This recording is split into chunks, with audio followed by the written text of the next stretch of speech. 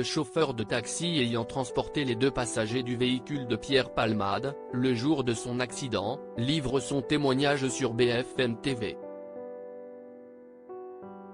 Il décrit leur comportement bizarre, les passagers ne sachant pas où ils allaient lorsqu'ils ont été récupérés. Un accident qui a détruit des vies. Il y a 9 jours maintenant, l'humoriste Pierre Palmade a conduit son véhicule sous l'emprise de la cocaïne, percutant une voiture qui arrivait sur l'autre voie en face de lui. Le conducteur de cette voiture est toujours dans le coma, la passagère enceinte a perdu son bébé et un jeune garçon de 6 ans est toujours hospitalisé et souffre de lésions au cerveau. Les enquêteurs ont retrouvé les deux passagers du véhicule de Pierre Palmade qui avaient fui l'accident et ont interrogé le chauffeur de taxi qui les a transportés. Ce dernier, spécialisé dans le transport de personnalités, affirme être habitué à conduire Pierre Palmade. Il a récupéré les deux hommes de la maison de campagne de l'humoriste, confirmant qu'ils y sont retournés après l'accident.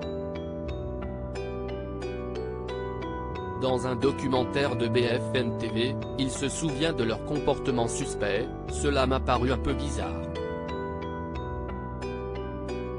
Quand je leur ai demandé où ils allaient, ils m'ont dit Paris, mais sans savoir où, détaille-t-il. Un comportement étrange, ils ne se parlaient pas, mais chuchotaient simplement par moments, a-t-il relaté. Les passagers avaient chacun un sac de taille moyenne qu'ils ont gardé avec eux. Selon le chauffeur de taxi, ils semblaient avoir pris une douche, s'être rafraîchis et avoir changé leurs habits. Ils ne sentaient pas l'alcool, détaille-t-il, mais ne semblaient pas en pleine forme non plus, l'un était sur son téléphone, l'autre paraissait fatigué, choqué et portait des lunettes de soleil dans la voiture, en pleine nuit, ajoute-t-il. Après avoir déposé l'un des passagers à Rambuteau et l'autre à Max Dormois, il a appris l'accident de Pierre Palmade, et a trouvé tout cela bizarre. La gendarmerie de Fontainebleau le contacte, puis le commissariat de police de Moissy.